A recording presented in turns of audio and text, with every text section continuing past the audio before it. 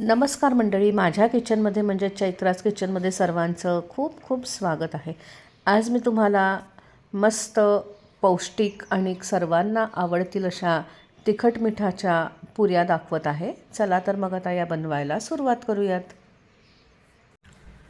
तर या पुऱ्या बनवण्याकरता इथे मी 1.5 वाटी ज्वारीचं पीठ घेतलेलं आहे, अर्धी वाटी कणिक घेतलेली आहे, अर्धा चमचा जिरं, 1 चमचा आलं लसूण मिरचीची पेस्ट घेतलेली आहे, अर्धा चमचा ओवा लागेल, अर्धा चमचा काळे तीळ घेतलेले आहेत, तसंच एक मध्यम आकाराचं गाजर किसून घेतलं आहे, चवीनुसार मीठ घेतलेलं आहे आणि इथे मी एक बटाटा उकडून मॅश करून याच्यामध्ये घातलेला आहे.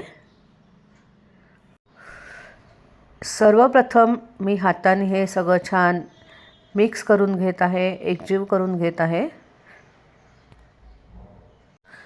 आता याच्यामध्ये थोडं थोडं पाणी घालून पुऱ्यांची कणिक मळून घ्यायची आहे. इथे मी जे आलं मिरची लसणीचं वाटण केलं त्याच मिक्सरच्या भांड्यामध्ये थोडं पाणी घेतलेलं आहे आणि ते याच्यामध्ये घालून मी ही कणिक मळून घेत आहे. याच्यात बटाटा घातला असल्यामुळे या पुऱ्या छान खुसखुशीत बनतात.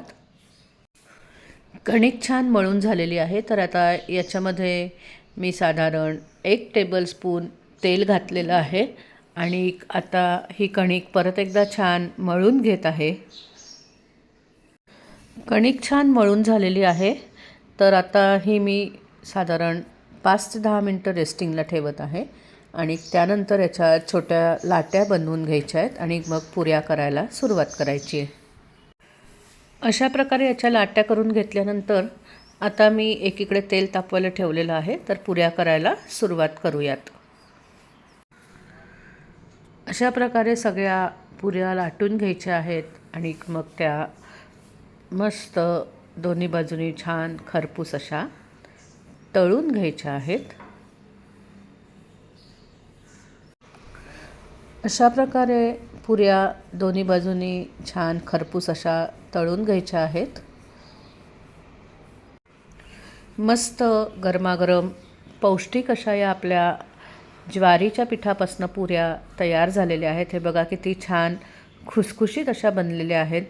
तेव्हा तुम्ही अशा प्रकारे पुऱ्या नक्की करून बघा. धन्यवाद. Bye bye.